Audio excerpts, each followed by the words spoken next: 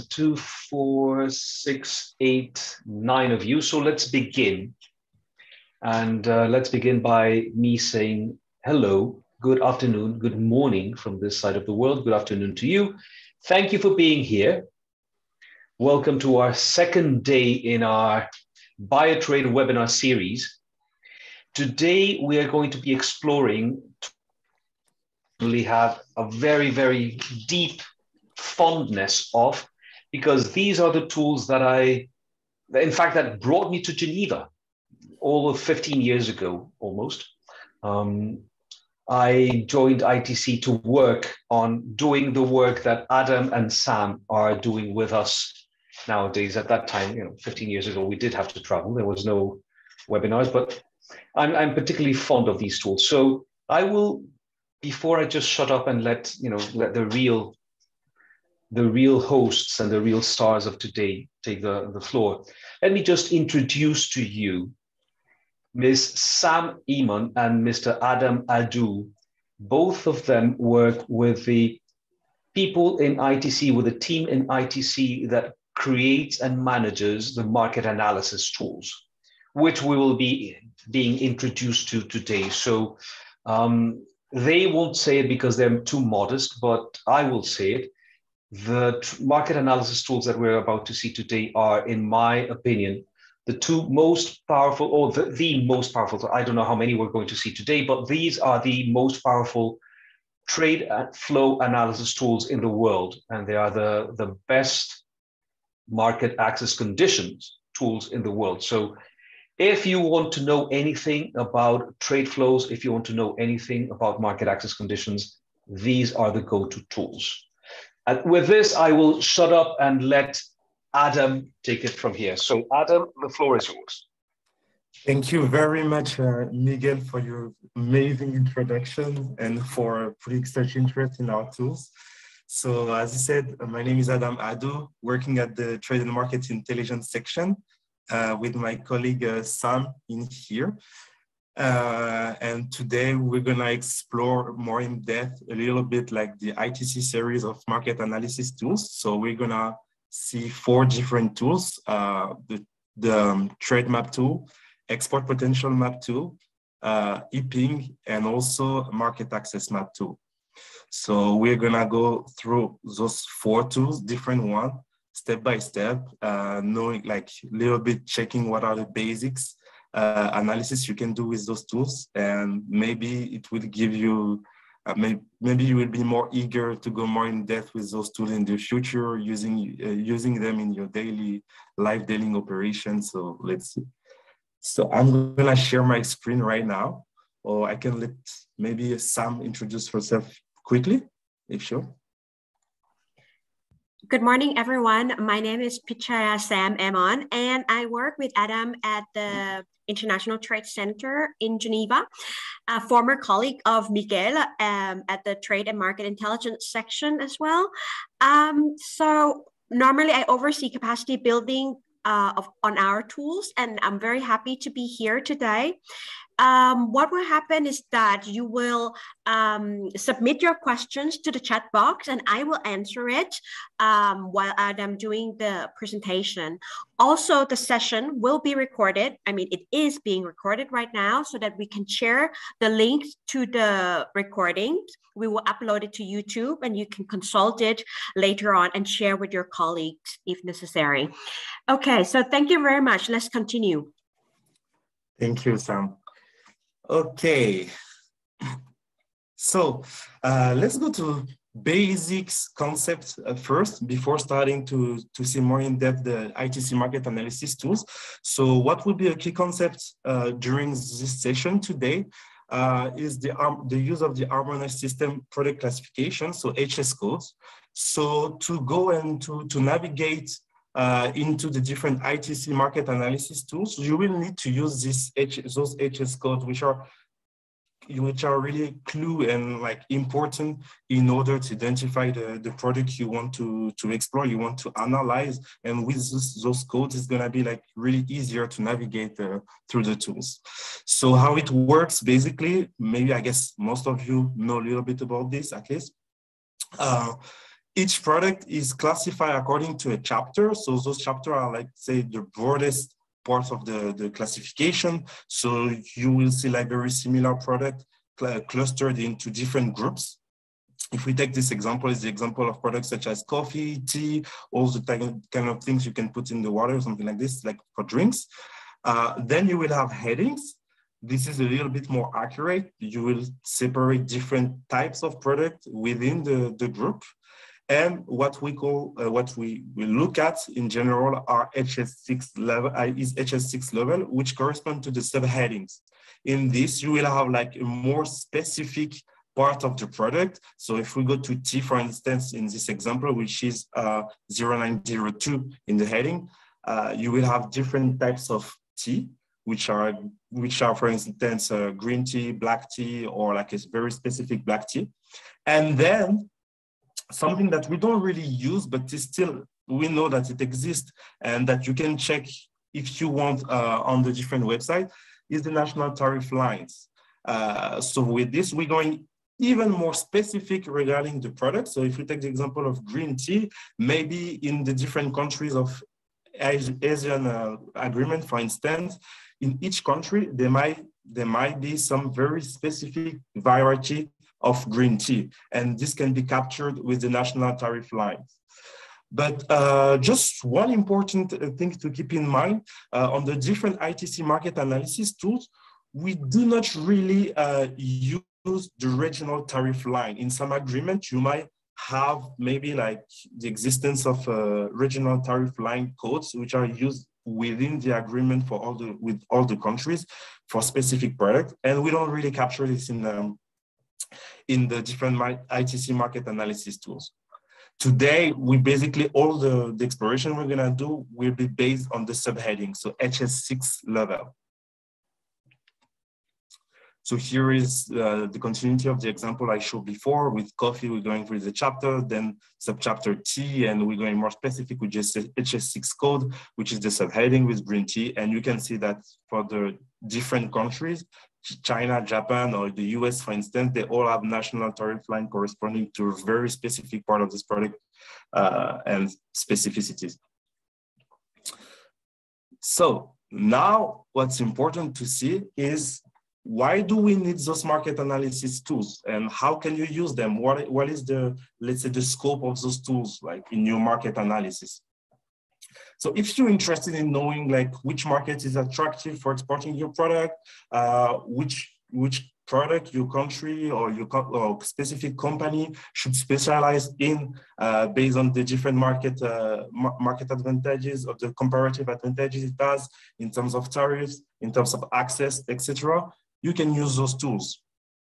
If you also want to get more information regarding market access requirements when exporting a certain product to specific countries, or maybe to a group of countries, those will be again the tools you can look at. And as Miguel said, really with those 3 or 4 even ITC market analysis tool, you will be able to really build a very nice analysis, market analysis regarding your product, having information regarding access to countries when exporting your product, also access when importing your product. You will be also able to see some consumer trends in the importing country, find some clients using trend map, for instance, etc. So this is the scope of the market analysis tools that we're gonna see more in depth today. Okay. So just to introduce them one by one before going to each of them more particularly. So the first one we're gonna see today is the export potential map, which is part of the ITC suite of market analysis tools.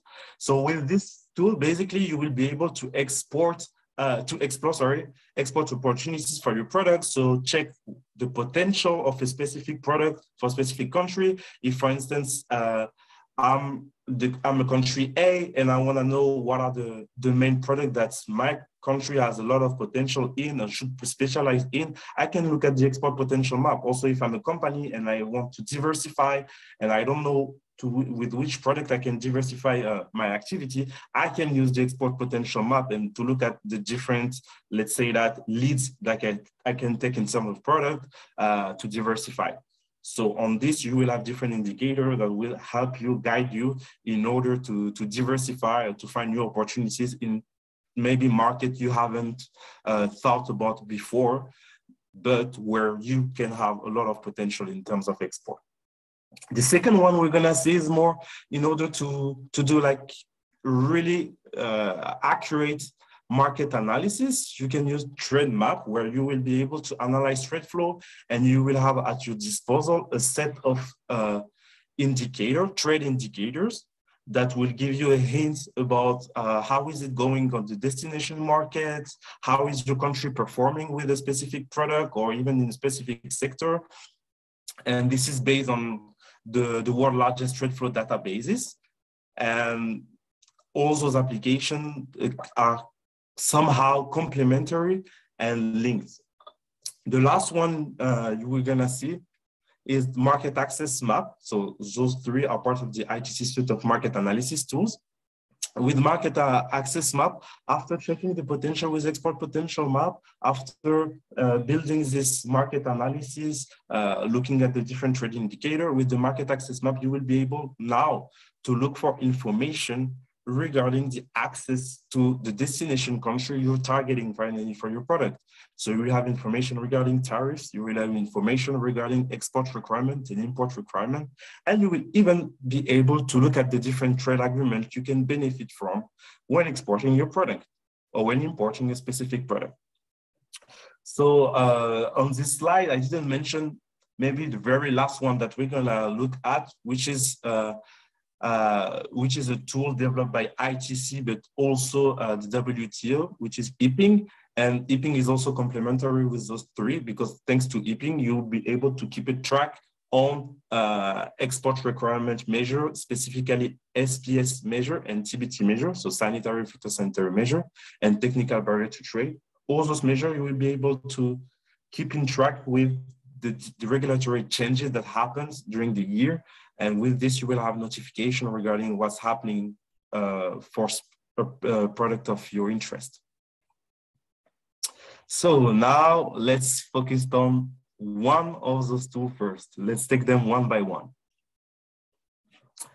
So the first one, export potential map. So as I said, with export potential map, you will be able to identify product, market and supplier with the highest export potential. So this is basically the tool you will use in order to spot opportunities on different markets regarding a specific product and discover what is the potential of your country, how your country could perform at the maximum, at its best for a specific product, for a given product that you find out that has a lot of potential. But also it will give you some hints about the possibilities of diversification. So it will help you to identify other products with favorable chances of export success in different regions of the world. So let's say if the specific company specializes in exporting tea, and you realize that your country has also potential for coffee, with the export potential map, you will be able to have a projection of what is the potential of your country and how your country could perform at its best in an horizon of like 5 years for the specific product. So you can have access to this website using exportpotential.interesting.org, and you will be able to use the tools there. So before starting the demo with the tool, let's just look at the key characteristic of export potential map. So I would introduce for each of those tools the key characteristic in order to give you a little bit of background regarding the tools and know what does the tool cover before going to the demo. So basically, export potential map lies a lot on a methodology which use 2 different indicators and an economic model based on trade, on tariff, GDP, and geographic data. It covers more than 226 countries and territory and more than 4,000 products. And product are grouped, for some product, they are grouped into 6 digits level of our harmonized system classification. And the export potential map is finally a tool that a lot of different types of institution, of actors can use, like trade advisor, policymaker, it can be companies, it can be experts, can be universities, and everything. I just mentioned before that for the specific case of export potential map, as you know, when you use the harmonized system classification, a lot of products, sometimes their position in the harmonized system classification is updated. So in order to solve this issue, because some position might change with time, in order to solve this issue, the export potential map team has developed a methodology where for some specific product, they're grouped into a group of product. So you will have like the 4 first digits of the product, and then you will have like 2 specific letters that show you that this product is grouped with other. Like we have the example here of salmon, and as we know, maybe there are a lot of different varieties of salmon, and the position can change during the time. So what the team has done is just like grouping different types of salmon within one specific HS6 code for export potential map. And with that, with the change of the harmonized system classification, it will not really change it in the website. So it will still be very easy to use the tool. So as you can see, more than 4,000 products are merged. And you can also look at the different products within the sector or subsector. So compare different subsectors in terms of potential for specific country. So let's dig a little bit into the methodology. So here you have basically the formula behind the EPI. So what we call EPI is the export potential indicator. This is the indicator that will give you basically the potential for a specific product exported to a specific market, or even the potential for a sector or a subsector. This potential is computed based on 3 different very important components. So it takes into account the supply component, which include market share, the growth of supply, tariff condition.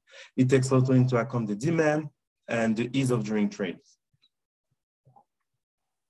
So those 3 parameters are important in the analysis of, in the building of this export potential indicator, and those are key parameters taken into account to compute the EPI. So you have the formula in here.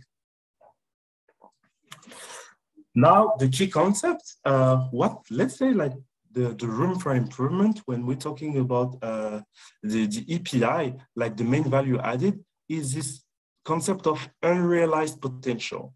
So what is the unrealized potential? The unrealized potential is the difference between the actual export of a country for a specific product or a sector or subsector, and what at its most the country can do in terms of export. So its maximum potential, which is compute. So the gap between both is the unrealized potential. So it's basically the room for improvement. What the country can do best in terms of export if it solves the problem of market access, if it solves the problem of non-tariff measure, maybe if it increases transparency in terms of information. All those types of friction are the ones that can, if they're solved, that will enable you to reach your full potential, enable the country to reach its full potential. This is still theoretically speaking, but it gives you like a good hint of how much your country can improve itself in terms of exporting a specific product or product belonging to a specific sector or subsector. So this is what we call the room for the action. If you have to take into mind what is unrealized potential, is room for action. Now, let's maybe show a demo, which will be like interesting. It's good to know what is the tool about, but it's even better to know how to use it. So let me show you. So going on exportpotential.interested.org, you will find these pages basically. where you will have different modules here that you can see on the tabs here.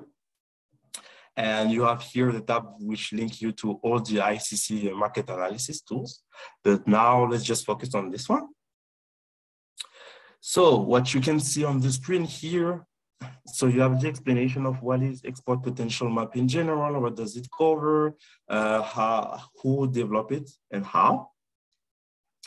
And you have here 3 different very important modules.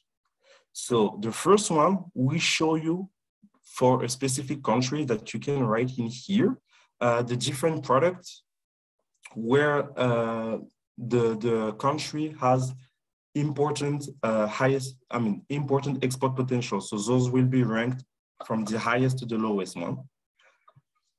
For the second one, you will have the ranking of all the destination country for specific market, rank from the one with the highest potential for your country to the one with the lowest potential. So here will be market, first one will be for product, and the last one will be to look at the different possibilities you have in terms of export diversification.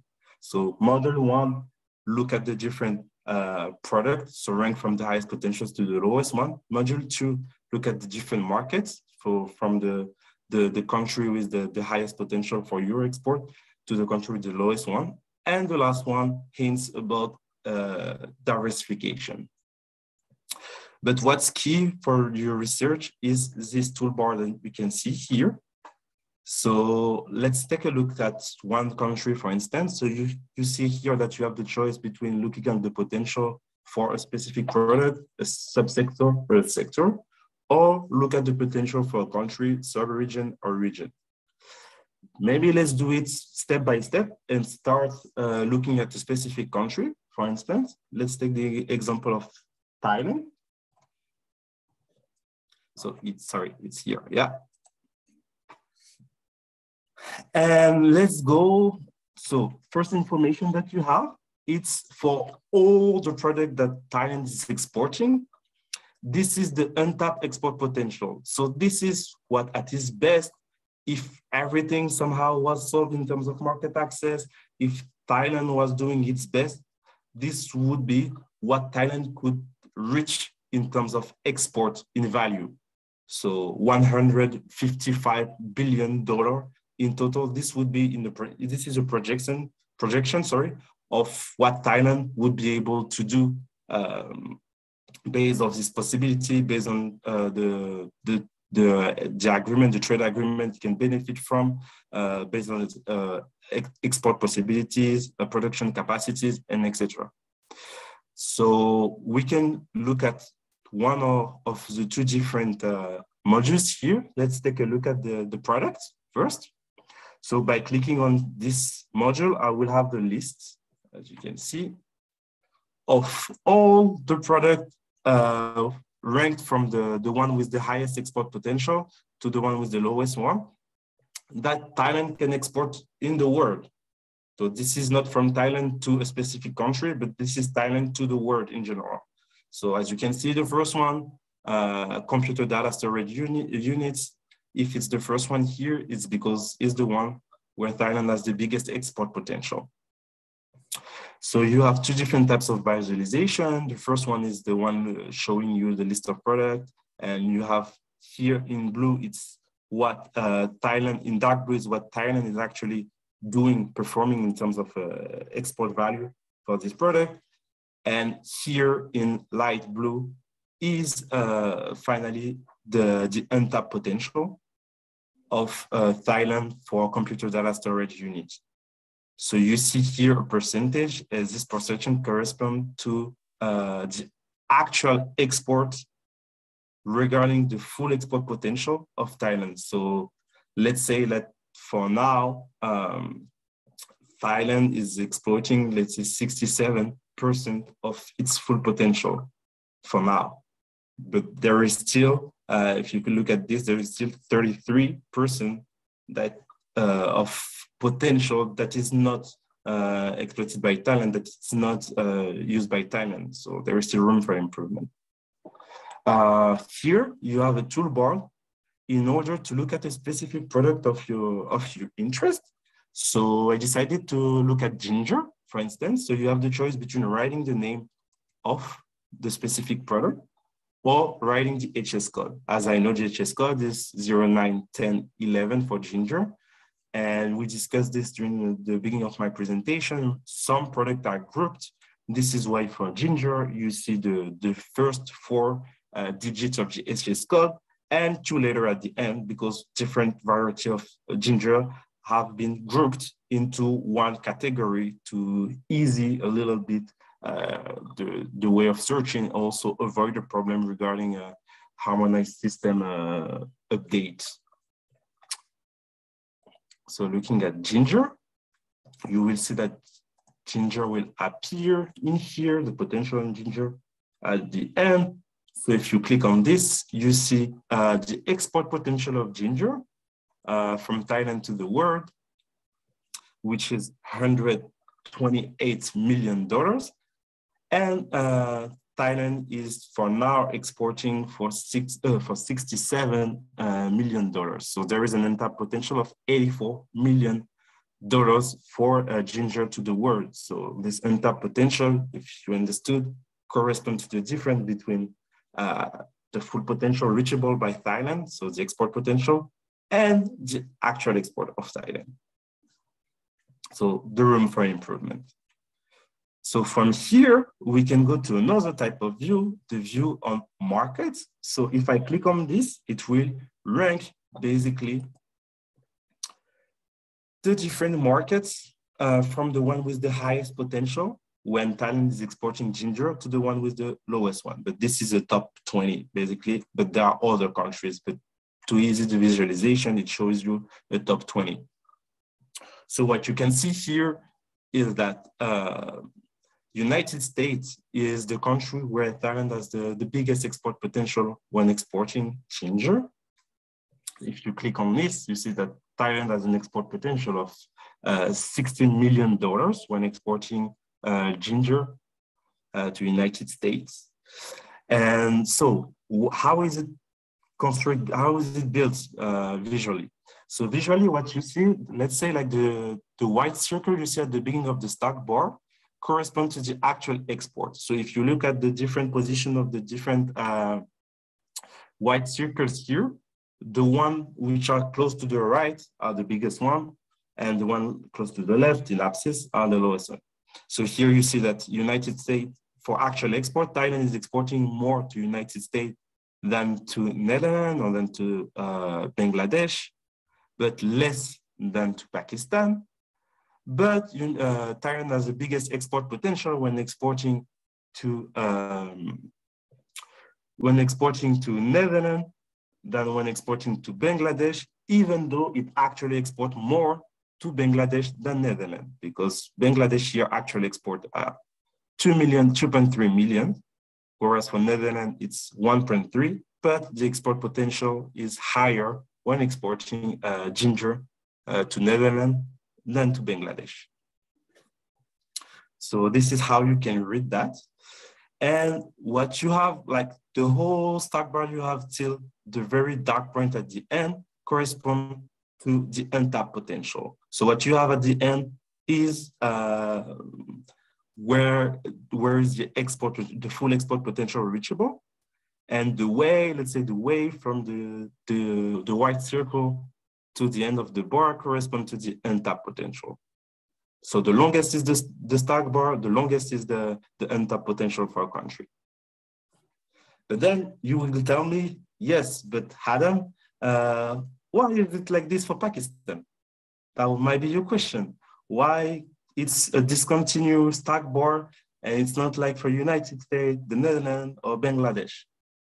Because in the specific case of Thailand, when exporting to Pakistan, Thailand has a higher actual export than the expected export potential. So you will ask me, like, how is it possible? There are some explanation to this. When we have such a situation, it means that maybe Thailand it's not using its potential in other countries, and instead of exporting to those other countries, Thailand is focusing all this production to export to Pakistan. So it's kind of over exporting to Pakistan compared to the other country where it has higher potential maybe. So Thailand is not exploiting its potential when exporting to other countries, and only export or focus is its export to Pakistan. This is why it outreach the export potential. But on export potential map, we will never show you a negative untapped potential because it's not possible. But what we can show you is the actual export, the export potential, and we can, in the specific case of Pakistan, see if the country is overperforming even. And this overperformance is not because there is only Pakistan as an exporter, as a destination market. It's maybe because there are some problems when accessing the other markets where Thailand has possibilities in terms of potential for ginger. So maybe holds this potential which is not exploited when exporting to United States or Netherlands or Bangladesh. It is reported to Pakistan because Pakistan is easier when exporting. Last thing I can show you is C-Sports, where you have a visualization showing you, so ranking all the countries with the highest export potential for Thailand when it's exporting ginger, and you will have several elements here. So the first element you will see is the demand. So the circle corresponds to the demand on the destination market for the specific product exported by Thailand. Then you will have the bar. The thickest is the bar, the easiest is the trade with the country of destination. So as you can see, with Pakistan or Malaysia, it's easier than with Netherlands because the bar is thicker. So this is what you can see. Oh, sorry. Okay. Yeah, this is what you can see on the screen in here. And then coming back on my explanation before, you can also take a look at the different competitors you have for the specific product when exporting to one of those destination countries. For instance, the United States here. If you click on the stack bar and you go to exporter, you will see all your competitors on this market for the specific product. So here, when exporting ginger, you see that the main competitors of Thailand is China, which has also a huge export potential when exporting ginger to United States. You have also India, Thailand, Brazil, Nigeria, etc. Okay, and last thing I can show you for export potential is this module on product diversification, where export potential map, maybe I can, yeah. Let me just, yeah. Let me just go back here. Yeah. Here, if you look at Thailand, for instance, and you go to this product, and you want to see the diversification. So what are the possibilities of diversification of Thailand when exporting product? You click on this, and you see the different product for which Thailand has possibilities in terms of export potential. So if you're not exporting ginger and you think other product can be interesting, you will find them here. And when you look at this, the circle is still represent the demand for your product. Then here, let's say the bar does not represent anymore the ease of trade here, but when we talk about export diversification, it represents the supply. So let's say the competitors there are for your product or your possibilities. So those are the key concepts you can have in mind when talking about export potential map. Let's take maybe some time to discuss the other tools right now. If you have any questions, feel free to ask them in the chat. Sam, are there any questions? Yes, Adam. So if you could please go back to Thailand export potential in ginger.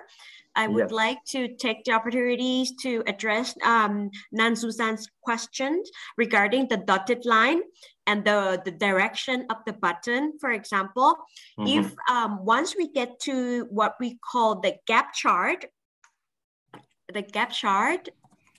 for ginger, Yes. you will see that we see the top 20 countries. Now we have the top 51, but we can obviously reduce that to top 20 countries. And there are two types of the line. You will see that there's a solid line, like for United States, Netherlands, Bangladesh, right? Malaysia, Indonesia, etc. This is the solid line. This is because the button, okay, is the current export, and at the end of the line is the potential export. There's a gap. That's what we call the untapped potential. However, for countries like Japan, Pakistan, New Zealand, and these are the countries with dotted line. It's dotted line because the country has already exceeded the export potential in those markets. Don't forget that the export potential in this particular tool is a benchmark. So when a country already exceeded, like Adam said, we will never show the negative value. We will just show that at this point, the export potential has been exceeded. And this could be due to what Adam has mentioned, that Thailand has focused too much on countries like Pakistan, whereas there are other countries that it still has export potential, untapped export potential, like United States, Netherlands, Bangladesh. So this is just to address the Nan Susan's question. And as I don't see any additional questions, perhaps we can continue to the next tool. Thank you. Thank you, Sam, and do not hesitate for participants if there are other questions to bring them to me. Yep. Yes, can I have a quick one? Yes. Yes, I can have, very interesting that you said already the trade already exceeded in Pakistan. So why is that? Why is Thailand, they still focusing export to Pakistan? Okay, for your question, this is very interesting. And I think this is something we're gonna also explore looking at the other tools, because those other tools might give us an answer why Thailand is exporting more to Pakistan than to the other countries. So I will keep this question as, let's say, that's one of the key questions for the whole presentation, and we will answer it step by step, right? Okay, last thing about export potential map, we have like a module on services, which is currently developed now and which works the same way as for goods. What you have to keep in mind really is this notion of export potential, this notion of untapped export potential, which is the difference between actual export and the full export potential. Now let's look at the second ITC tools. So after spotting the different opportunities for a specific product exported to a specific country, we can maybe build our analysis more in depth, looking at the different trade indicators that exist in order to maybe analyze the reason why you should select a specific market compared to another one. So those reasons can be the market share that you have there, can be the performance of your country in this specific destination market. So let's look at trade map. Okay, so with trade map, you will be able to analyze global trade flow, basically, both for export and import, and you have different modules for product and services. You will still be using HS codes in order to navigate within the tool and look at the different information, search for the different information you're interested in. So it's still part of the market analysis series of tools, and it's based on the largest trade flow database in the world with different sources that we're gonna mention after. So why using trade map? With trade map, you will be able to answer several kinds of questions you might have in mind when it comes to export strategy. For instance, you will be able to identify the level of the global market demand for a specific product. You will be able to compare different market, destination market between themselves in terms of, after looking at the potential with export potential, we'll also be looking at which market has the demand with the best growth, let's say that, growth rate. So which one in the future would be more interesting than the other? Or you can be able to identify the trends between different markets for your specific product. You will be also able to identify which are your competitors with other exporting countries for the specific product, but also which are the different destination markets you can reach, which are the different markets which are importing exactly the product that you're interested in. So those are the key things you will be able to do with trade map. And there is also a model on companies where you will be able to find out some clients maybe for your product, but you will also be able on the supply chain to identify some suppliers for maybe the inputs you need if your product is, for instance, a processed product, like processed foods, for instance. Key characteristic of trade map. So as of export potential map, let's see the key characteristics. So trade map is covering more than 220 countries and territories. So we have data coming from reporting countries and some data computed thanks to reporting countries for the specific non-reporting countries. So this is the difference between direct data we collect, and mirror data, something we're gonna see later. The product coverage is even bigger than for export potential map. So we cover more than 5,300 products, still at the 6-digit level. So if you remember, it's at the subheading level, so which is still detailed, but we also have details regarding national tariff lines. And the two main sources for the data in trade map are the data coming from national authorities. So the trade map team is basically collecting data from the national authorities that send every year or every quarter, depending on the types of data. They will send data regarding their export activity, import activity, data regarding trade. And the second source is UN COP trade. So those data are basically produced by the United Nations Statistics Division. So regarding data update that I just mentioned before, so during the whole year, we have like updates about HS6 level data regarding products, so monthly and quarterly. And 4 times a year, so let's say quarterly, you will have updates on indicators. So the main indicators that are based on the data we collect, update on data on trading services and on tariffs. But for tariffs, you can also go to a market access map, which we're gonna see after. So what is very important to keep in mind when it comes to trade maps is that you have 2 different types of data in general. So the first one are direct data. So those data are the data we collect from national authorities and that ITC collect or UN COP trade collects. So those data are directly reported by countries. And for specific countries that do not report the data, we have what we call mirror data. So if one country is reporting its trade activity, this bilateral trade activity regarding another country, we will use those data in order to estimate the export and import of this country we do not have the data from. So that's what we call mirror data.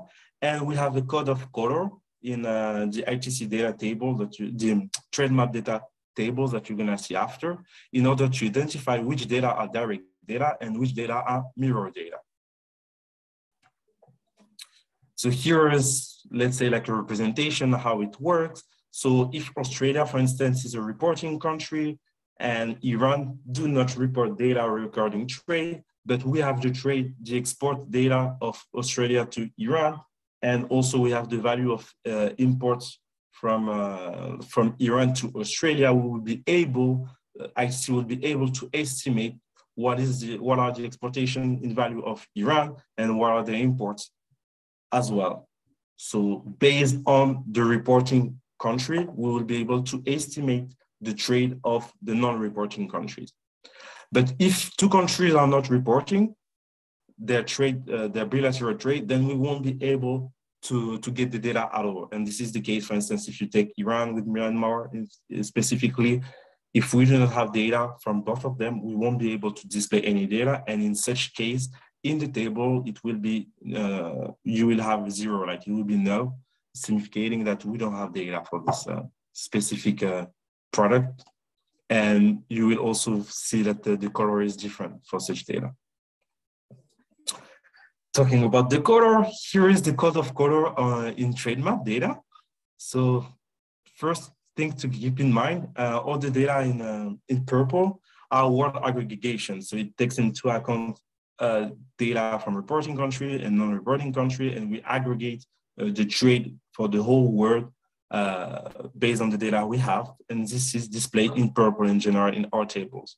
So it's aggregation of reporting and non-reporting countries. Then in red, when you have data on export and export, we will be able to compute the negative trade balance. So if the balance is negative, you will have the data in red. It means that the country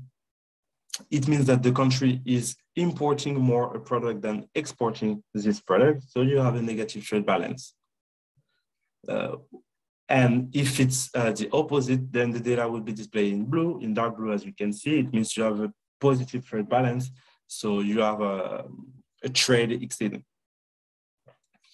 Then, as I said, in yellow, you can see the mirror data. It means that here for Kenya, for the black tea imported by Kenya, we maybe don't have like the data coming directly from Kenya for tea.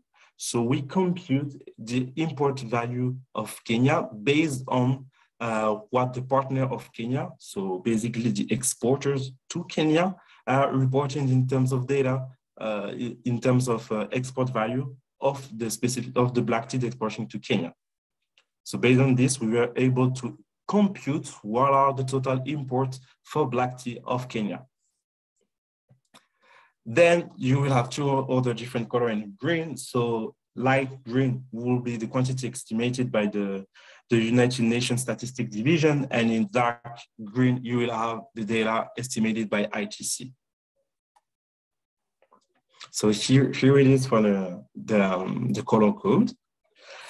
One important thing, so maybe it wasn't that important for export potential map, but maybe for the other tools such as mark map and trade map, you will have to register on the website in order to benefit fully from the tools. And the registration is for free for a lot of different countries, in general developing countries, but also EU countries in general. So you will have a list of the different countries which can benefit from this free access to TradeMap. And having an account on TradeMap will enable you to use the same account on all the ITC market analysis tools. So once you have an account with one, you don't have to register for a second time for the others. You can use the same account. And with this, you will be able to even create group of product, create group of countries, so maybe access to very specific features of the tools. So on TradeMap, what you're gonna see displayed in general in the table, you will be able to look at trade indicator to base your analysis. So you have 4 types of trade indicators. You have the one for market size, the one for market growth, performance indicator, and some additional indicator. We're gonna see more in depth during the demo. We still have, regarding the methodological issues, there is still some indicator that is missing, not computed for a specific product because we don't have enough data. So in such case, we're not computing the trade indicators because their meaning will be a little bit biased because we do not have the data for those specific products. So if we don't have like a 5 years, let's say, good data for a country, we won't compute those trade indicators.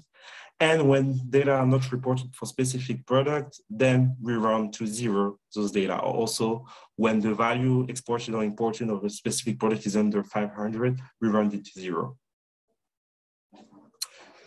TradeMap is also a fantastic tool when it comes to trading services. So you will be able to see like export value based on the balance of payment and import value for the 12 categories of services. According to the balance of payments or transport, travel, construction, etc. Now let's take a look at the demo. So let's keep the same example. Ginger, exporting from Thailand to Netherlands. So we have the HS code, which is 09, 10, 11. And let's take a look at it now. Okay. So in here, you can choose between, basically you can choose between services and goods. So this is the part you will use if you wanna take a look at the data for services and here for goods.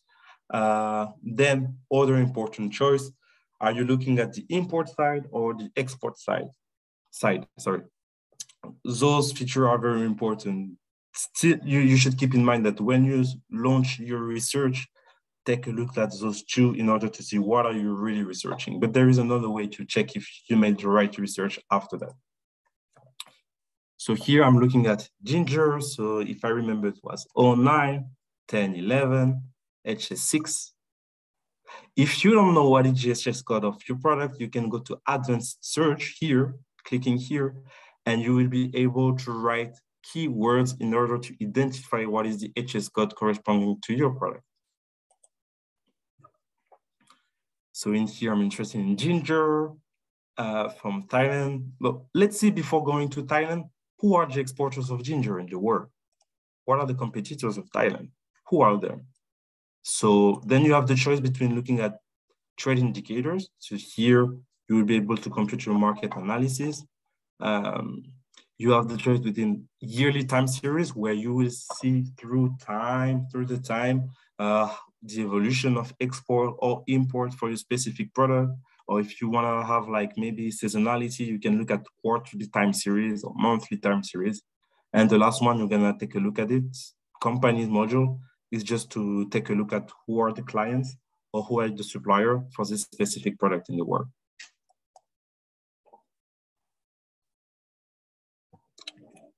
So as I said, what's always very important when you launch your research is to look at the title of the research. This is key in order to see if you're doing the right analysis and if you launch the right research. Here, what I can read is that what I'm looking for is the list of exporters of ginger, which is a product below.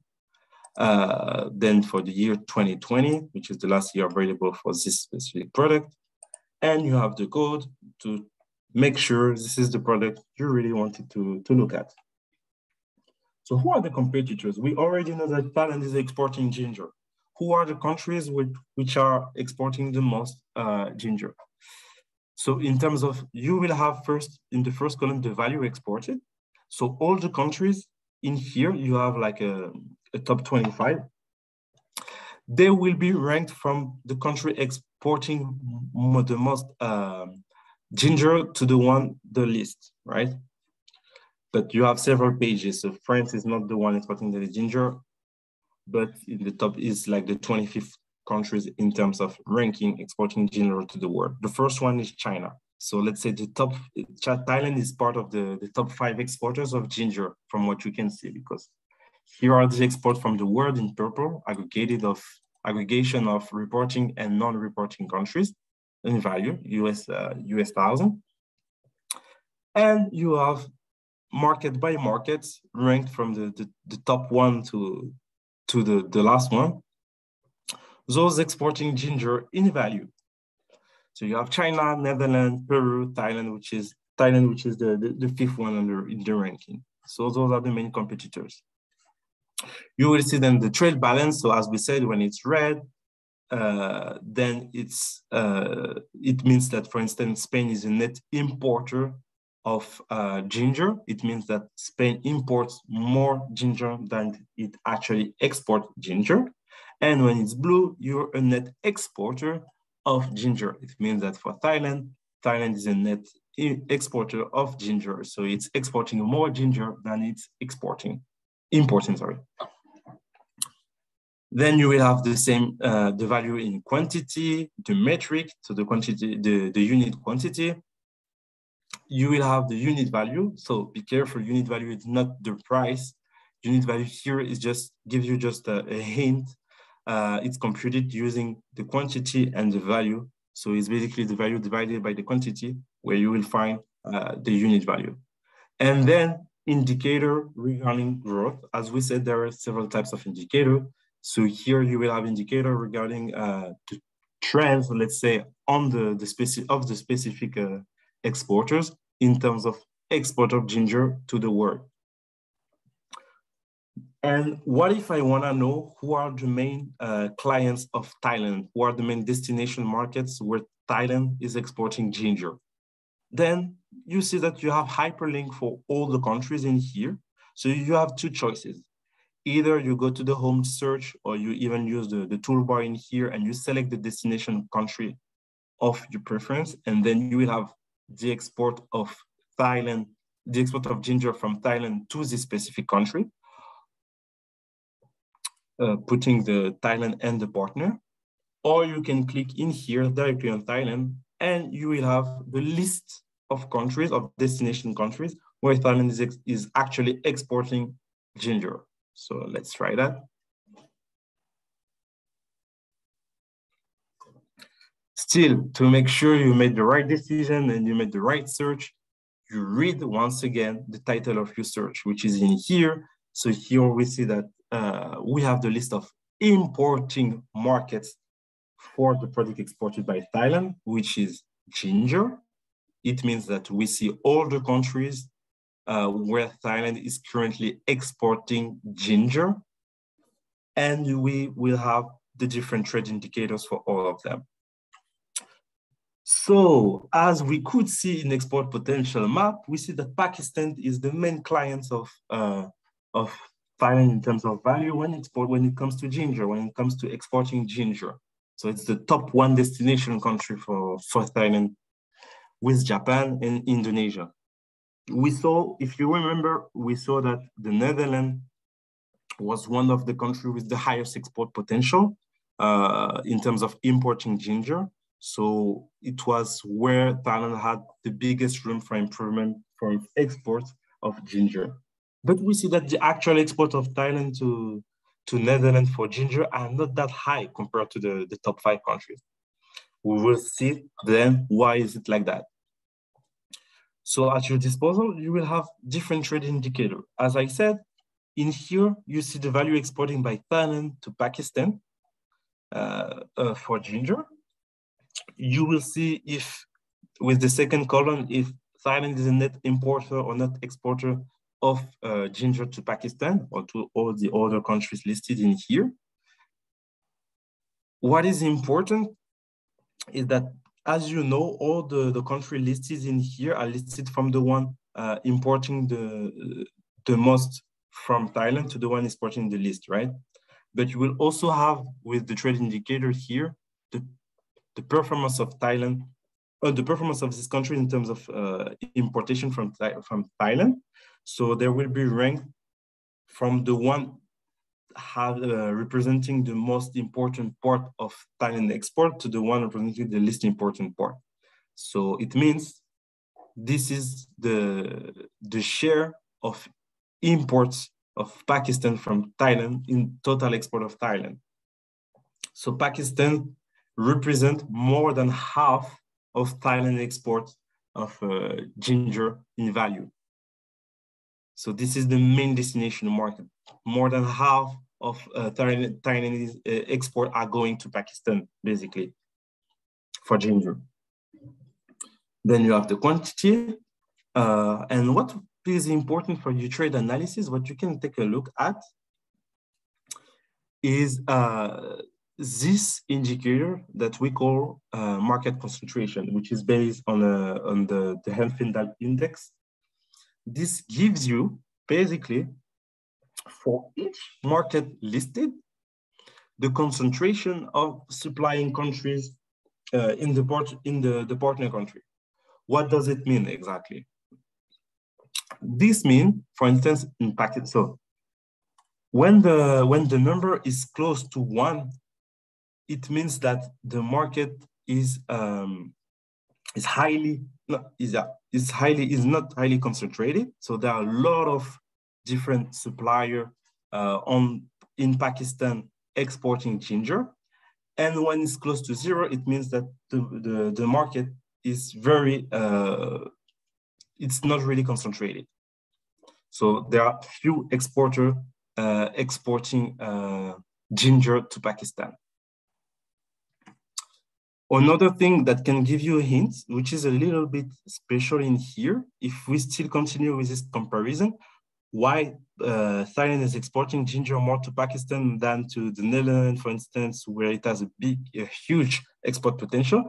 We see here that the average tariff applied by Netherlands to Thailand for ginger is 0. So there is basically no tariff for this, whereas for Pakistan is 16. So you might think why Thailand is still exporting more to Pakistan than to Netherlands. This is a question regarding market access. So if the tariff is not the reason why Thailand is exporting more to Pakistan than to the Netherlands, there might be another reason in terms of market access. And this is something we might be able to see and to understand better on market access map, more than on trade map. Okay. Are there any questions till now regarding trade map? So I have a question from Huang Expo, and Huang has mentioned why the color is red for trade balance for China. So I explained it to Huang that this is because Thailand actually imported more than it exported ginger to China. So as you can see, Thailand exported $1.058 million to China, but the trade balance is negative by 6.017. So you do the math and you will see that this is why. Whereas for other countries, the number are in dark blue. This means Thailand actually export more than it import ginger to those countries. So that's the meaning of the trade balance. Okay, well, thank you. Thank you, Sam. And adding to this, if you remember, we saw on export potential map that one of the biggest competitor of Thailand for ginger, for exporting ginger, was China. China is exporting more ginger than Thailand to the rest of the world. So we can even see here with the balance, the trade balance, we can even see here that China is exporting also to Thailand this ginger, and China is exporting more ginger to Thailand than it's importing this ginger from Thailand. This is why we have this. An important trading indicator that you can look at also is the rank of the partner country in world imports. So you can also see, looking at the column, the performance of the countries listed in here in terms of import for the specific product. So it gives you also a hint about how important is this market for your product. What is the position of this market in the world imports for this product? So you can see that Pakistan is part of the top 3 countries importing ginger in the world, and the number 1 is United States of America. But now we're looking at the different countries listed here. We're thinking, why then Thailand is not focusing on United States of America, as it's the biggest market, because it gives you a hint about like the size of the market. Looking at this, so if we click on United States of America, we're gonna see the different competitors of Thailand for this product. So in here we see that as we saw before, Thailand is part of the top 10 countries exporting ginger to United States of America, but the one with the highest performance in terms of export of ginger is China. China has the biggest market share in United States than Thailand. This is why Thailand maybe in its strategy is focusing more on other countries where it has the biggest market share, such as Pakistan than we saw before. So in here, you see navigating within the table, you will be able to look at the different destination market, and in those different destination markets, you will also be able to look at the competitors on those markets, the position of your own country in terms of performance for exporting a specific product to those markets. All this, you will be able to see this navigating within the table of trade map. And the last thing I wanted to show you, so let's get back to the previous pages, is that for each country, for each destination country, for clients, when Thailand is exporting, where Thailand is exporting ginger, you might be able to, this is very important for companies, they might be able to find out which are the clients they can reach out in order to sell their product in those specific countries. So clicking on the hyperlink for each destination country, and then using the company module,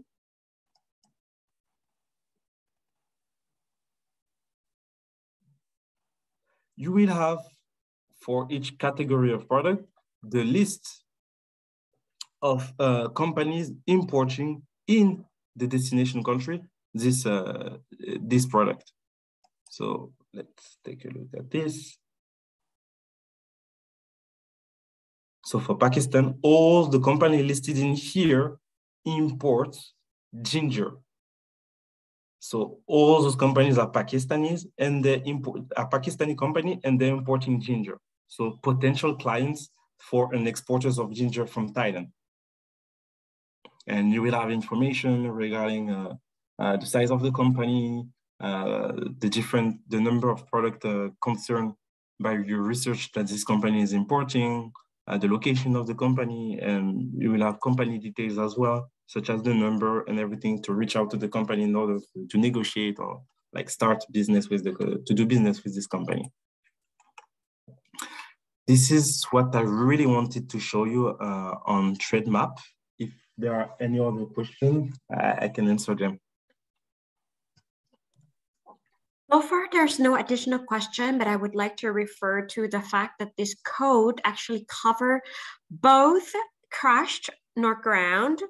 Neither in this, what I'm talking about is the neither crushed nor ground. So we're actually talking about raw fresh ginger, raw ginger, etc. So it's important to get the HS code right. And what we'll do in the next step is we start looking at market access conditions, and maybe at the national tariff line, there will be even further details regarding the product. Okay. So let's continue. Yeah, thank you. Just by the way, when you mentioned the ginger crush, you mean it's like a powder ginger? Correct. This code is for fresh. This code is for fresh, but there are other code that is for crushed ginger. So if you are an exporter of crushed ginger, you will see that the trade data is different. The market access condition will be different, but the product in discussion right now is the fresh ginger. If you take a look at this at the screen, for instance, here, you see the different category of ginger based on the HS classification. So if, for instance, what you're interested in is ginger powder or something like this, crushed ginger, you will have the code directly for this one, which is 091012. And if we look at this, then the analysis might be different. The destination markets might be different. Maybe Pakistan is not, maybe Thailand is not performing as well as it's performing when exporting raw ginger. So this is something we can take a look at also quickly if you want. Let's take a quick look at this. Okay. 09, 10, 12. Exports.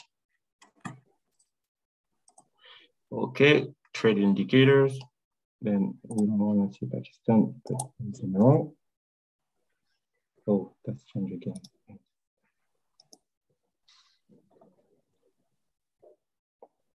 Okay, we want to see it's the country exporting them.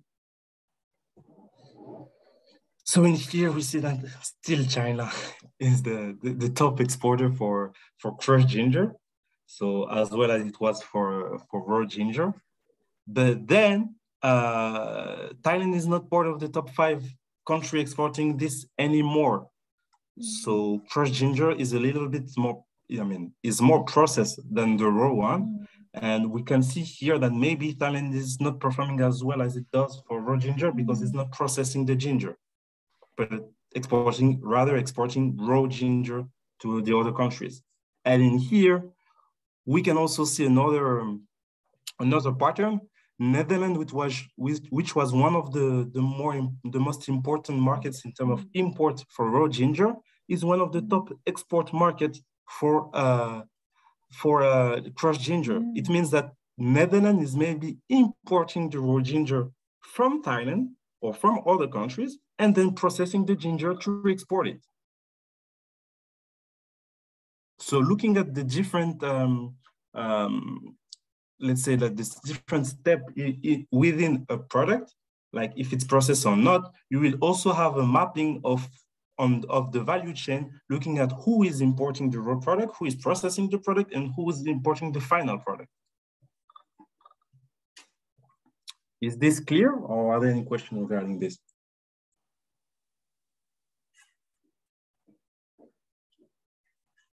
Okay.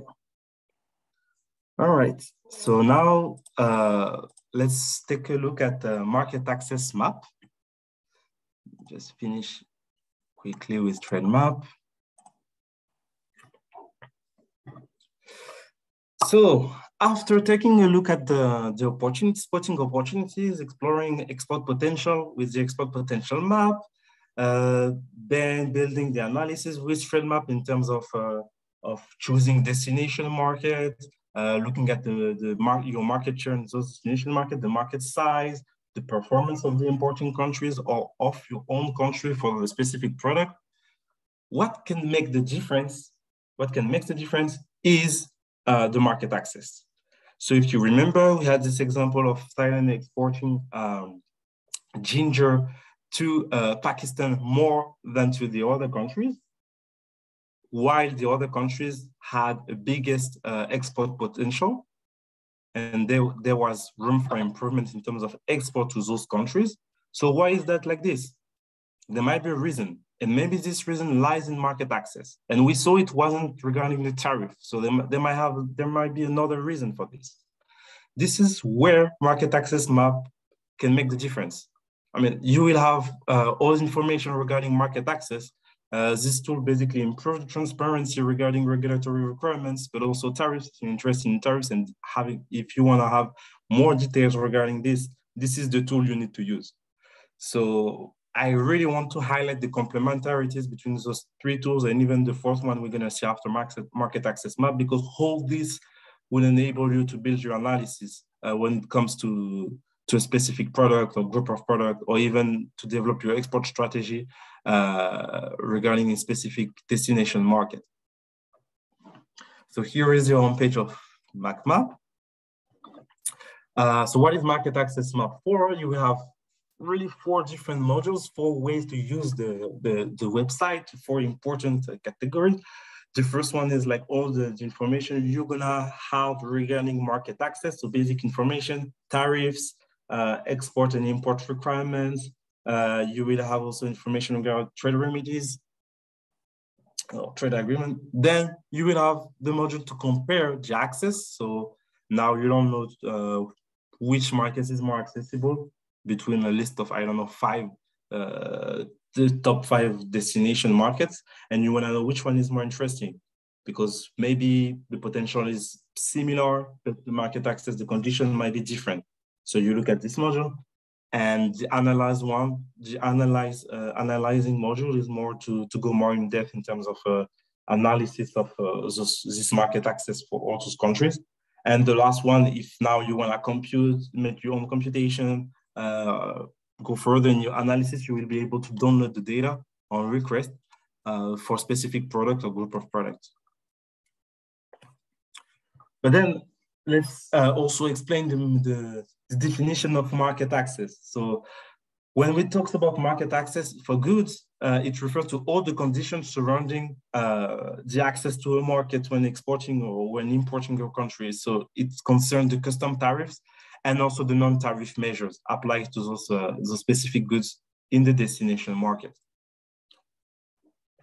What do we mean by non-tariff measure? By non-tariff measure, we mean all those export requirements apply when importing a specific product, or all those import requirements as well.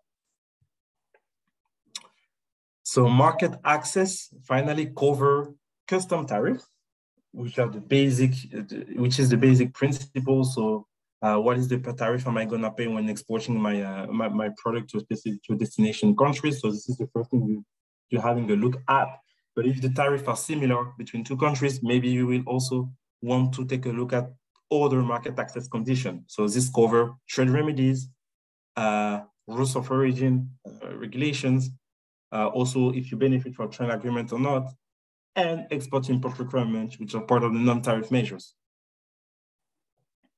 So that's what you can see. And even within custom tariff, there are different types of tariffs. And you might have to compare maybe those different types of tariff between themselves because they're not from the same nature. This is something we're gonna see after. In terms of data availability, we have like the data on market access for more than 200 countries. We have also data regarding tariff quota, advarant equivalent that are computed in order to be able to compare tariff between themselves. We have also a lot of data regarding the trade agreements in place, in force between different countries in order to see which country, from which trade agreement I can benefit when exporting my specific product, or from which trade agreement I can benefit from when importing a specific product. Information regarding trade remedies, import and export requirement, and also bilateral export and import value for a lot of different countries. The sources are slightly the same than before. So I would say that maybe for market access map, the focus is more in terms of sources, more middle international trade center sources or ITC sources. So for custom tariff, tariff quota, trade remedies, trade data, we get it all from the ITC. So those come from the data we collect directly from national authorities, and that the market access map team is computing also and displaying on the market access map website. So they basically analyzing everything, checking the consistencies of the data before uploading them on the website. So this is like everyday, daily work that they're doing in an amazing way. We can just thank them for improving transparency on market access thanks to this tool. Then we also have like UNCTAD and WTO. UNCTAD for import and export requirements, as well as the ITC. We get, so all those NTMs are collected by UNCTAD, and ITC.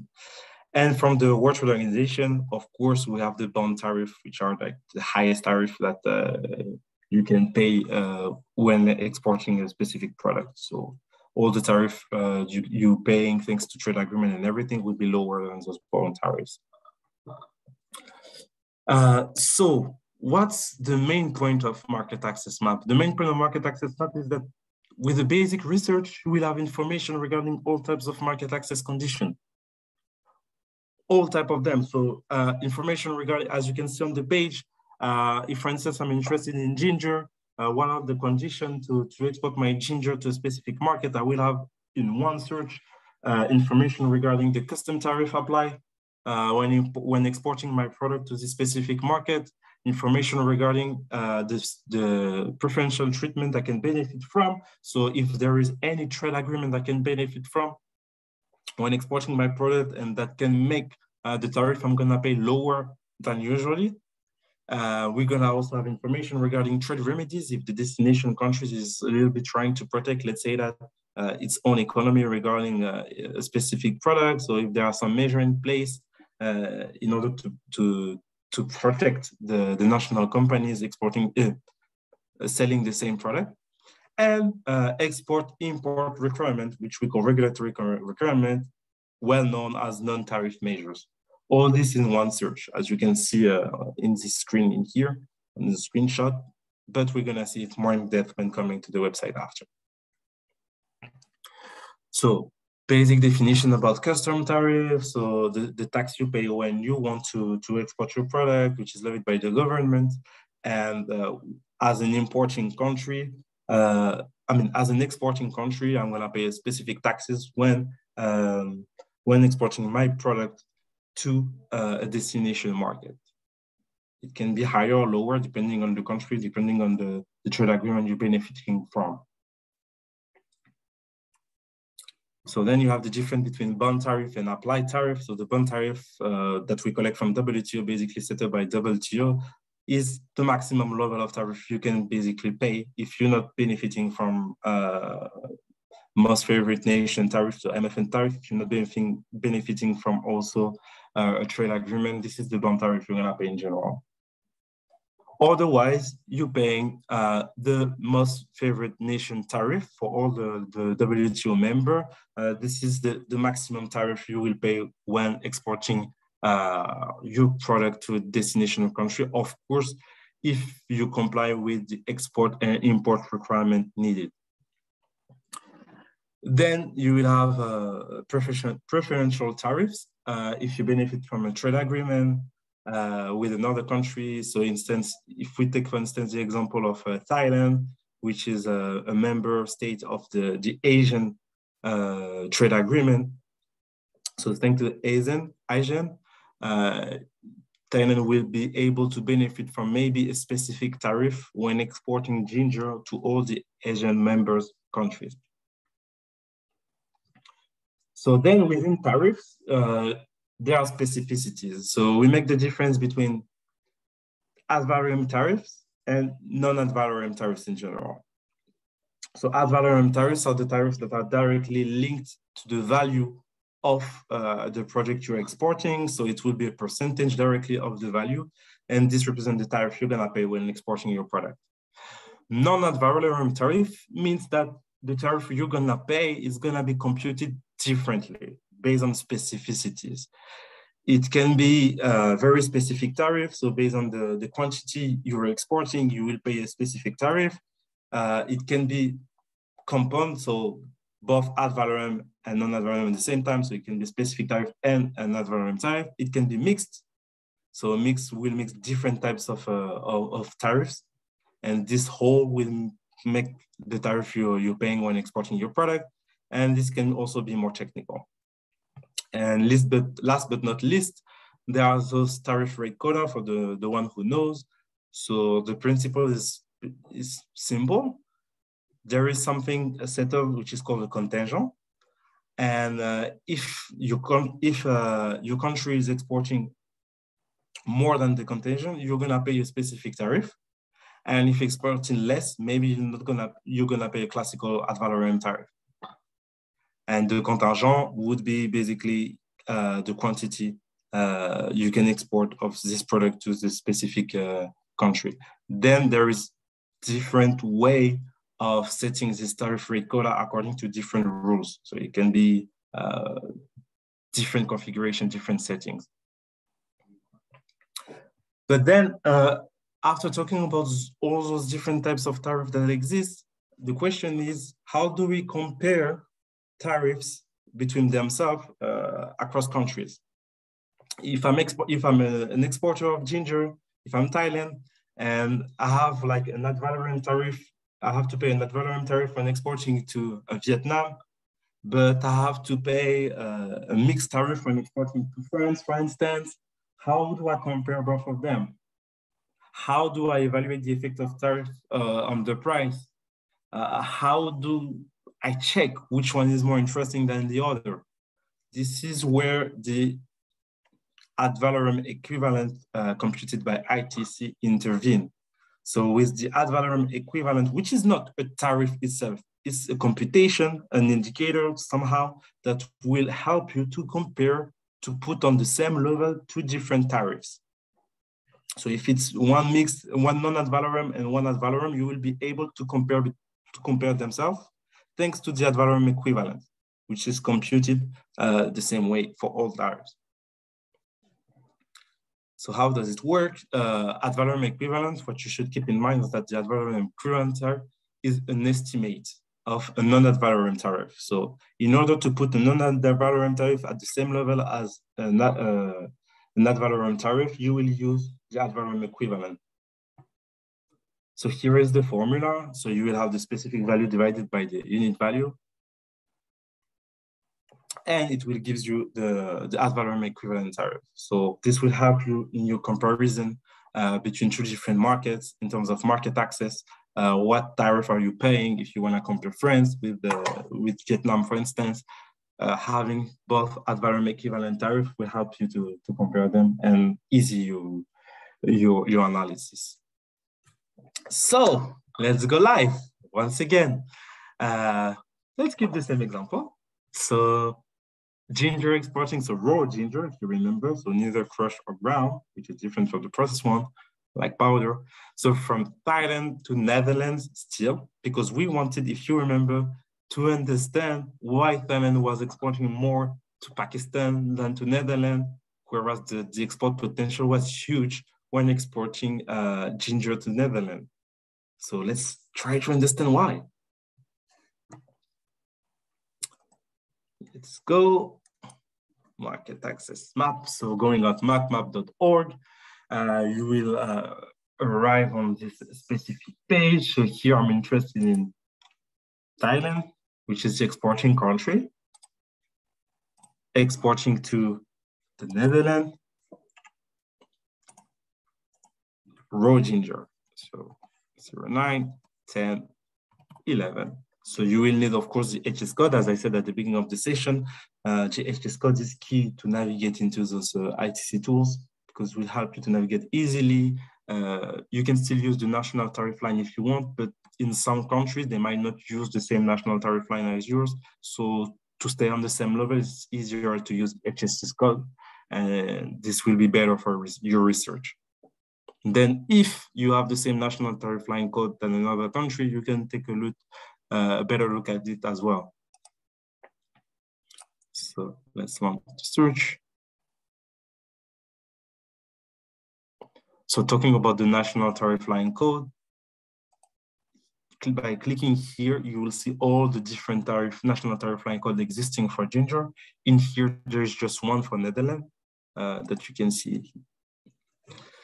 So as I said, in one search, you will be able to find all kind of market access information, starting with custom tariffs.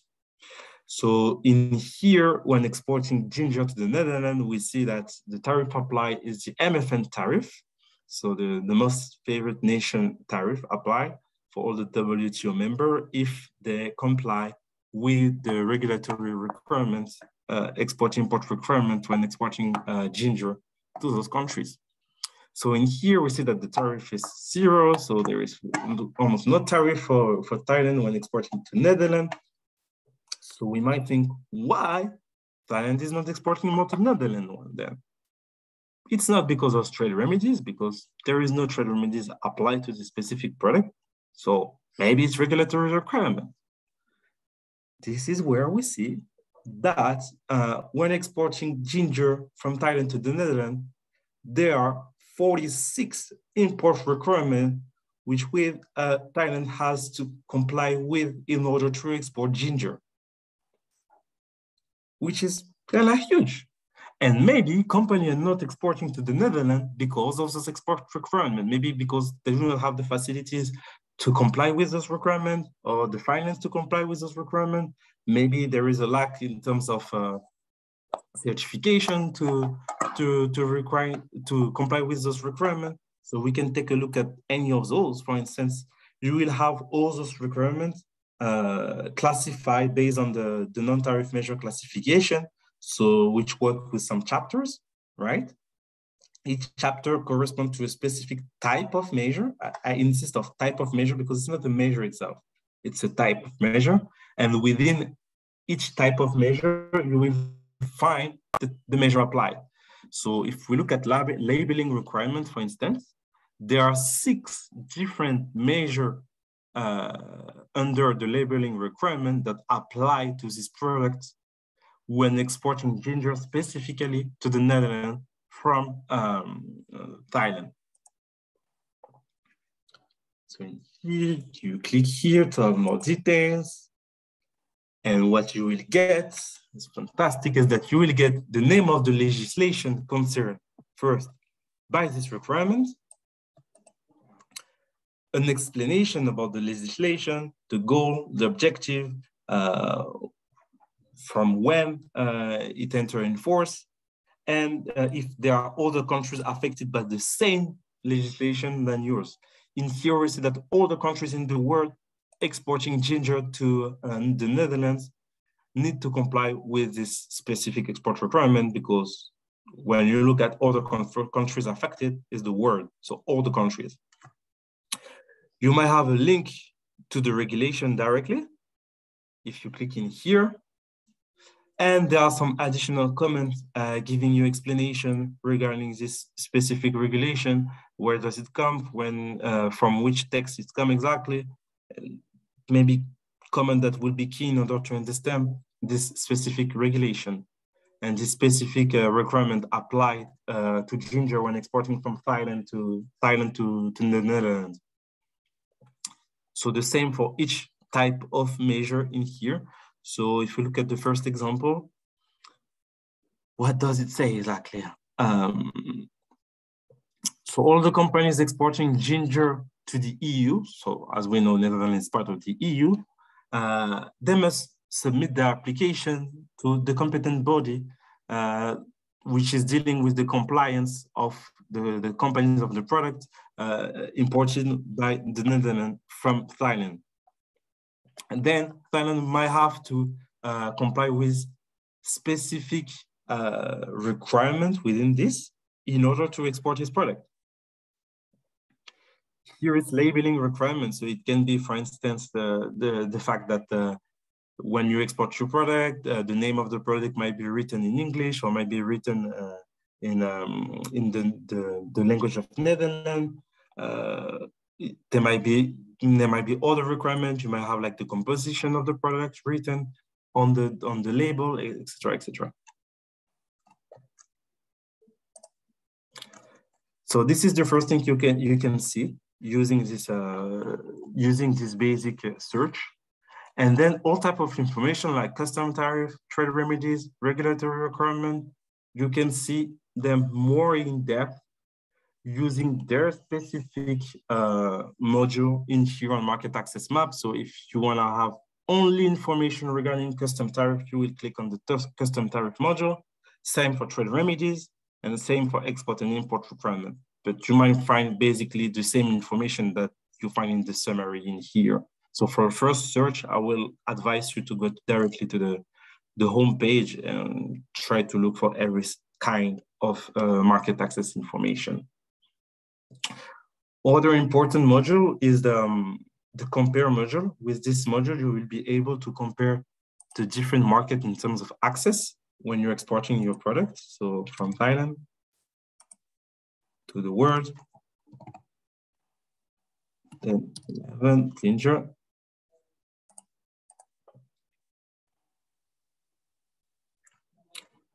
Okay, you have a table of comparison in here. So thanks to this, for each country in the world, you will have the tariff applied for your product when exporting your product to those countries. Maybe what would be interesting in here is that you can module these tables as you want. You can filter, sort it as you want based on the indicator you're interested in, the information you're interested in. I guess if you're looking at tariff, what will be interesting for your country or your specific country is looking at what is the effectively applied tariff for your product. So if you want to rank them from the highest one to the lowest, from the lowest one to the highest one, you click on this and you see that all those countries are the one where you can benefit from the lowest tariff. So a lot of them are concerned. If you want to look at other kind of information, for instance, the comparative advantage you have, you will look at the difference between the tariff applied by those countries to the rest of the world and the tariff applied to your specific country thanks to the trade agreement you're benefiting from. So this is the whole point of using the compare market tool. And I just wanted to give an answer to this question we had at the beginning regarding market access, why Thailand was exporting more to Pakistan than to the Netherlands. Let's take a look at what's happening with Pakistan.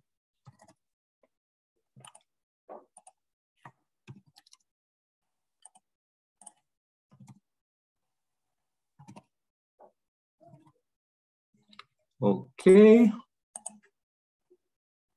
If you remember, we had 46 export and import requirements when it comes to the requirement applied to exports coming from Thailand to the Netherlands. What about Pakistan? If you remember, the tariff applied by Pakistan is higher than the one applied by the Netherlands with a 16% tariff. So normally there might be no reason exporting to Pakistan when you know that the tariff you benefit from with Netherlands is lower. But what makes the difference in here is the number of export and import requirements applied by Pakistan to ginger coming from Thailand. You have only one measure to comply with. So I guess for companies, way easier to comply with just one measure than complying with 46 different measures when exporting your product. This is why, this gives the answer, why maybe Thailand is exporting more to Pakistan than to the other countries.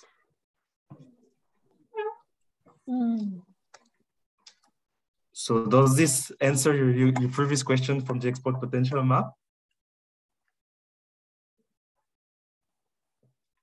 And are there any questions regarding the use of MapMap?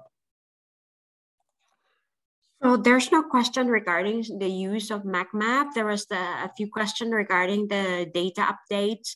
I've informed the participants that the tariff data is updated once a year, once the country submitted their latest data. So it's updated once a year, and there's a rotation of different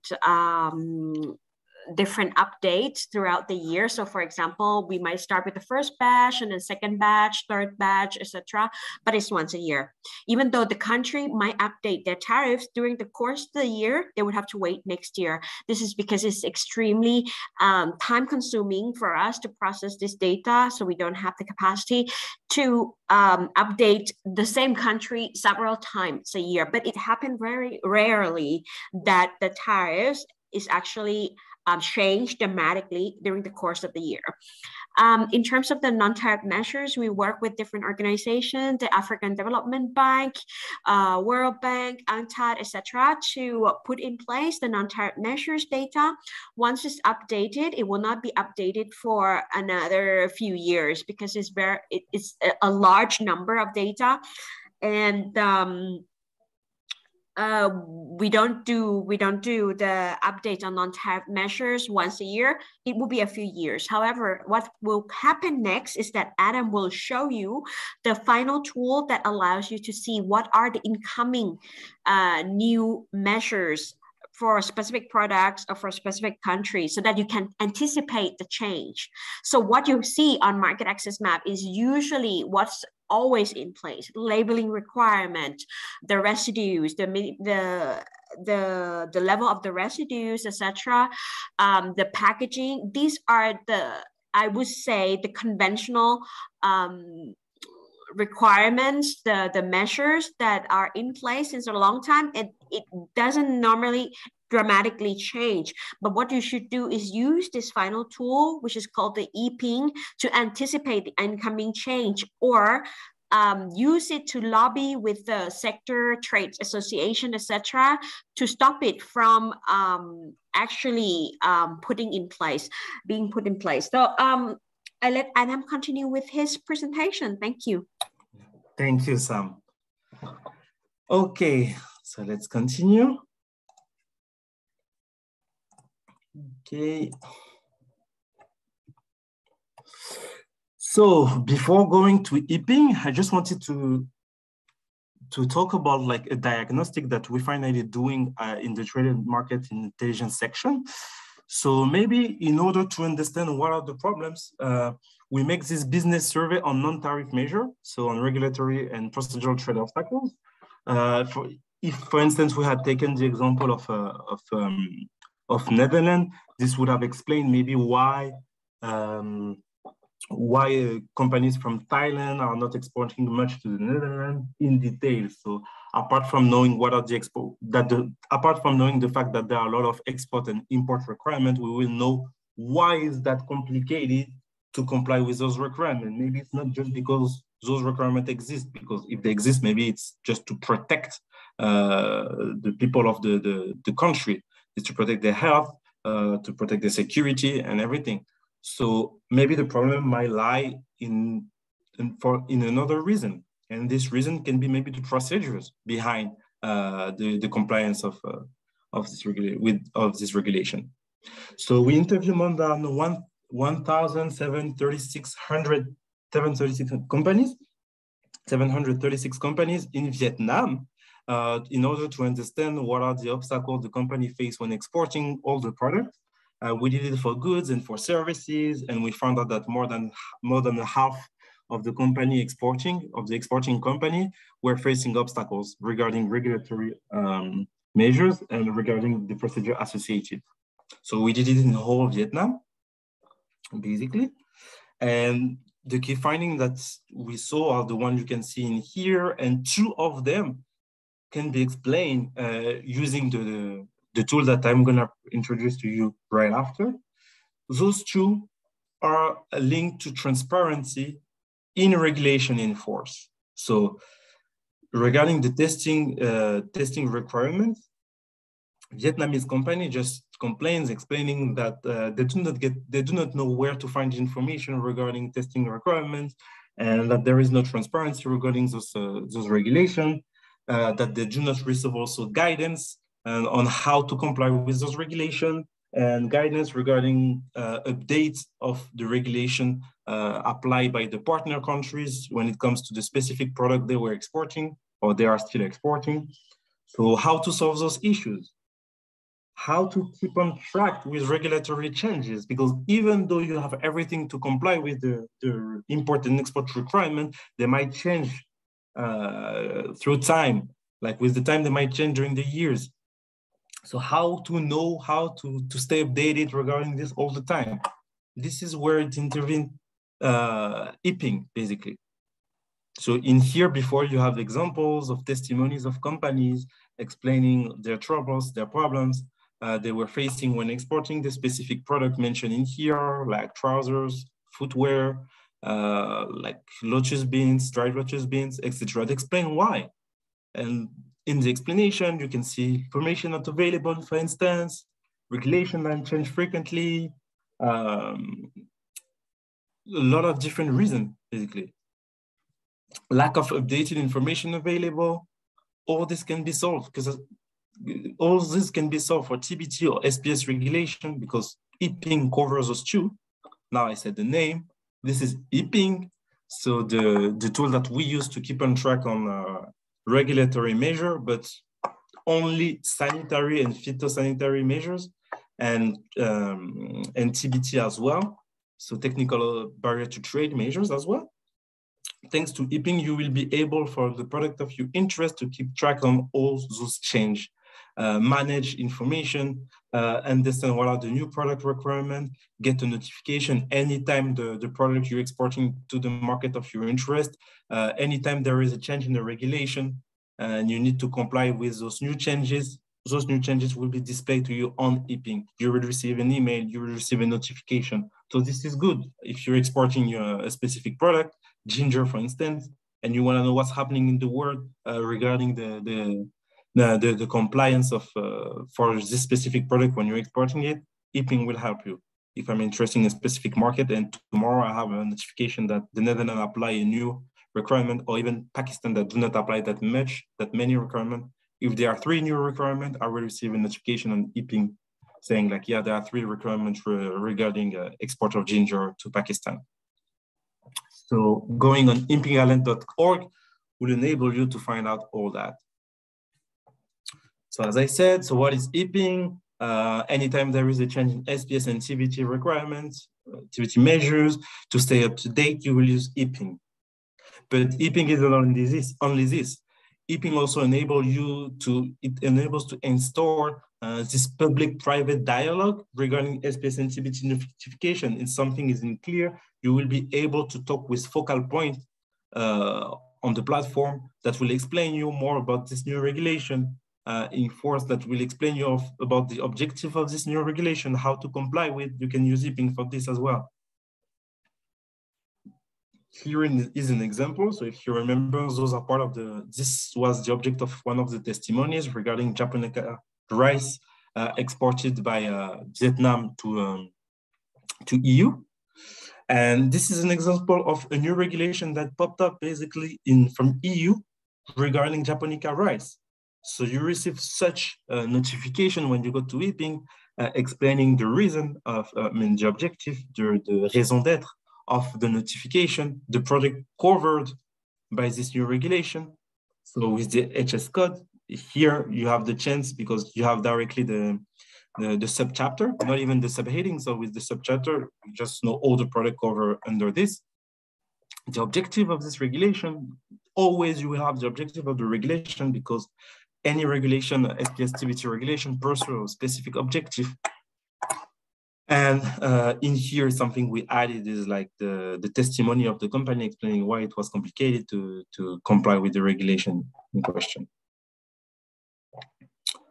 So this is the value added of Eaping, one interface to have information regarding SPS and TBT regulation. You will be alerted always regarding new regulation coming on the specific product of your interest. You will be able to choose what are the products of your interest by registering of the website, but I'm gonna show this during the demo. So the main goal of Eaping is to increase compliance with transparency obligation, to increase compliance regarding SPS and TBT regulation, and for a company that want to stay up to date all the time with the new regulation coming here and there and compare different market access between different countries, Eaping would be a fantastic complement to market access map and to the other ITC market analysis tool that we've seen before.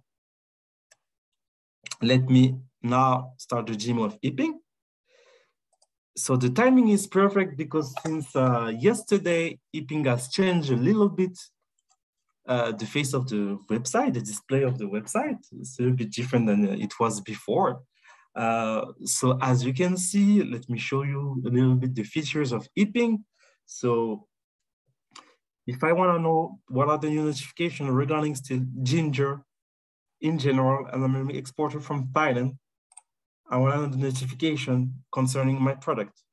I will go to search notification. Then I will directly go here and write the HS code of my product to understand, to see all the notification issued by the other countries regarding SPS or TBT measure, new SPS or TBT measure applied to my specific product or my specific group of product. I want to take a look, of course, same ginger. So you have here the group of products. So I can either type my product, the entire code, or just go category by category. I know it's 09, well, that's 010, ginger. Here it is. You remember that this is ginger, neither crushed or nor ground. So it's not powder, it's raw ginger, not processed. I click on this, and then I have the choice. Maybe I just want to know the notification issued by the certain group of countries, a region, or a specific country, or maybe I just want to see all the notification. Also, maybe I just want to take a look at SPS notification, or just TBT. In such case, I will click on SPS only or TBT only. Other thing, in terms of notification, there are different types of notification. Maybe I'm just interested in what we call addendum. So after regulation has been issued, a regulatory requirement has been issued, maybe there might be some changes in the same law. Then we will have an addendum, which means another text explaining the law with the new features that are adding to the specific law. So looking at the notification type, I can check if I just want the classic one, or if I want addendum, if I want a regulation regarding emergency situation, etc. let's take a look at something maybe broader. So in here, after starting my search, so the search is automatic. Anytime you select something, in here you will have an update about you based on your selection. So you have 4 important columns in here. The first one is the notifying member. So basically the country applying the regulation notified. In here is Japan. The latest one is from Japan. It was actually almost 10 days ago, something like this. And this is a revision of specifications and standard for foods. So apparently my product is concerned by this specific regulation. So if I wanted to export to Japan, I would have I had like an account on Eaping, I would have received a notification telling me, yeah, Japan issued a new regulation for my product. So I would have loved to take a look at it in order to understand and mostly to anticipate what will come in the future and take some measure in order to be able to comply with this new regulation coming. So when you receive the notification, it gives you the time to anticipate for the future and adapt your production and your production process in order to comply with the new regulation. If I remember, I'm interested in exporting my product to Netherlands, which is part of the European Union. And I see that the latest notification issued by European Union was an addendum on January 14, 2022. And my product is concerned by the addendum because when I launched the research, I put my HS code and this notification just appeared. So my product is concerned. If you click on it, you will have this text because Eaping is a collaboration of ITC, WTO, and United Nations. And thanks to this, you will have a basic text explaining the notification. So it's kind of a translation of the notification. Whatever was the original language of the notification, you will have this simple sheet explaining objectives, explaining what are the products covered by the notification, le raison d'être, since when the notification has been issued and the regulation when will be the regulation enforced, etc., etc. And also, you will have a focal point to contact or institution to contact in order to have more information regarding this regulation. You will have information in here to contact them. In here, you can contact the European Commission if you don't understand the regulation. Or on Eaping, you will be able also to contact focal points allocated for each country, and that will be able to answer all your questions regarding the notifications. So all this to install this public-private dialogue. Yes, so this is an addendum, as I told you, but there is like the notification itself in here. So you will have the product concerned by the notification. Here is the list of subchapter, or sometimes even subheading for specific product concerned by the notification. First, you have the notifying member, but this you could see it also in the column, so which is European Union. The agency responsible of this notification. So in here, it's Health and Food Safety Directorate General. The countries concerned by the notification. In here, you can see that Thailand is not part of this list, right? So this notification do not really concern Thailand. And you will have like the objectives of the notification lower in here. So as you have the cross in here, then this notification is in order to protect the consumer. So it's for food safety. But all those information are summed up into the different columns you have in here, where you have the notifying member, you have the type of notification, you have the date, the product covered, and you can even start the dialogue going to the form, clicking in here. So those are the main features you need to know about Eaping. Are there any questions regarding Eaping? So far, no question regarding Yiping. I'm wondering if you would like to show the Vietnamese participants just very quickly, just to show them that it exists, the Vietnamese version, perhaps. Yes. So since April 2021, we have this Vietnamese version of Yiping. Let me show you that. I think in the new version of Yiping, because they updated the website, they did not upload yet the Vietnamese version. So for now, we just have English, French, and Spanish. Because as I said before, they change a little bit the interface of Yiping, but very soon the Vietnamese version of Yiping will come back. But for all other languages, you can have Yiping in French, in Spanish, and very soon it will come back in Vietnamese. Right, so that's just to be, so for the Vietnamese participants, stay tuned and maybe we can notify you or you can follow us on the social media in order for us to, publish the tweet informing you that the Vietnamese version is now back online, etc. But I also always think it's a plus once the Saksha tool is available in your native language, of course. Okay, so maybe we hand it over to Miguel for the closing remarks from our side. It's been a pleasure having you with us, and thank you for all the questions that you have submitted. I know that it's quite fast, it's 2 hours. We went through 4 tools in total, but don't forget that there's a recording that you can consult. We'll send you the PowerPoint presentation in a PDF format so that you can always use it as a reference. And if there's any additional questions, don't hesitate to send an email to us. It's called marketanalysis@intrasend.org. This is the email address where we have a team who answers to your incoming question within 48 hours. I will leave with the email address that you have.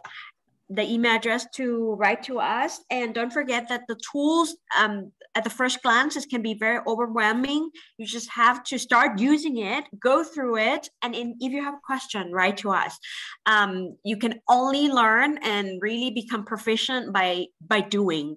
Today it's just an introduction for you. Thank you very much. Well, thank you very much, Sam. Thank you very much, Adam. It has been a very interesting, stimulating, and informative session. I'm pretty sure that everybody will agree with this. Just FYI, a little bit of housekeeping. I have included in the chat box a link to a form for you to spend no more than 2 minutes evaluating today's session. I have sent through to Helvetus country managers the evaluation session for yesterday via email. So please make sure that you fill that in too. All of these forms are ridiculously easy to click through. It really will take you 2 minutes at most. It's very simple. In any case, as Sam has said, and as I've mentioned yesterday, we will be sharing the recordings and the PowerPoint presentations. And of course, access to the tools is free of charge. That is something that you need to be aware of. Access to these tools is completely free of charge and will continue being free of charge within the foreseeable future. So by all means, go on these websites, go and get familiar with the analysis and with the information available, and consider what you can do with these tools to deliver value to your members. I have conducted for ITC and other organizations workshops on how to prepare market profiles and reports using these tools in more than 30 countries. And I can tell you the results are always very, very interesting. Now, as a closing session, first, I have to thank you all, But can I please ask you to, as we did yesterday, turn on your cameras for us for a couple of minutes so I can take a small picture and we can see your smiling faces just for the goodbye. You know, it's always good to show that we're all here and that we've been going through the session and enjoying the contents and learning from what Adam and Sam have presented to us. Still a couple more faces missing. Okay, great. In that case, please all look up and say cheese. Great. Excellent. Thank you so much. Excellent. Thank you very much.